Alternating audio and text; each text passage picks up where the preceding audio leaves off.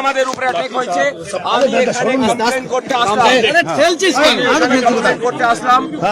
আমার বিরুদ্ধে chief minister, বিদায়ী চিফ মিনিস্টার আমার বিরুদ্ধে মানুষকে উস্কেছে। আমার বিরুদ্ধে বদলা দেবে কিনা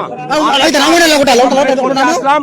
এটা আনা নিজে সব পালিয়ে গেছে। আইসি, ডিসিপি, সিপি সব এখান থেকে পালিয়েছে।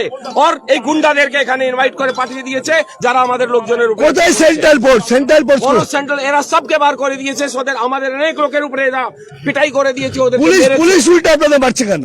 পুলিশ এই চটি চাটা পুলিশ এরাই তো এসব করিয়েছে।